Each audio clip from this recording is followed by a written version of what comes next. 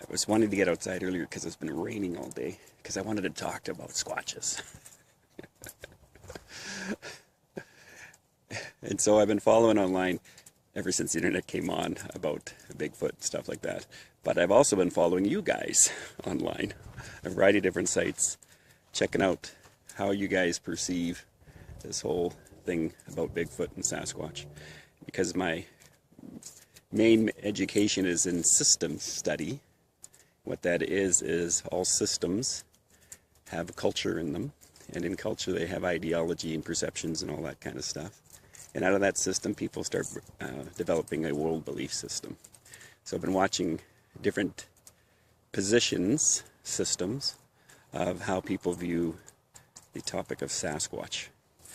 And everything from the woo factor, to aliens, to they're just animals, to that they're people, that they're people of the woods, that they're spirits. One thing I know about working a lot with people, we have a terrible tendency of spiritualizing things when we don't have a context to understand what we're dealing with or looking at. And if you look at any animal before it was discovered, or not any, where they had a myth attached to them or folklore attached to them, that's a spiritualization of something that's happening to a tribe or a set of people with something that they don't understand. And our brain's wired to do that. And our brain's wired to do a few things. That's part of your primal part of your thinking process, which is back here. And primary, if you could figure out two things about a Sasquatch, in other words, what their primal needs were, motivation force that makes them do specific things.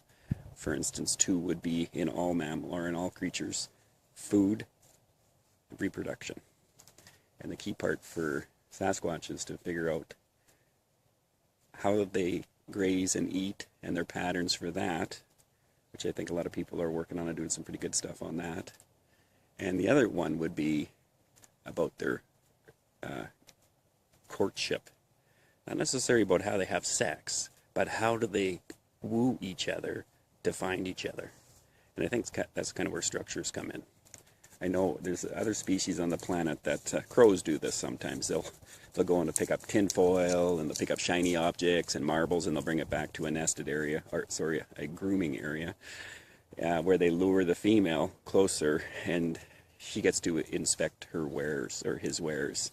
And if she's impressed with all this little baubles that are in here, then that means that this is a great guy. And when you look at squatches, I think there's something about the structures, the big ones that has to do with courtship. Because they don't ever sleep in them. It doesn't seem that way anyway. There's supposed to be a lot more hair in there. And also tracks inside and outside, and other stuff. So if they do, it's fairly rare. But if I was a guy in our culture, one of the things we're supposed to do is to impress the women. And how are we supposed to impress the women? By our machoism. So if I can build a pretty big fancy structure so a female squash can walk by and take a peek at it, like some of you ladies do with your husbands when you're out house hunting, you go, I like that one, I don't like that one. Or you live here, I'm not dating you anymore. So, and I also saw something that was interesting too. I've been watching people that were smart enough to do over a year period or two developments of different structure sites.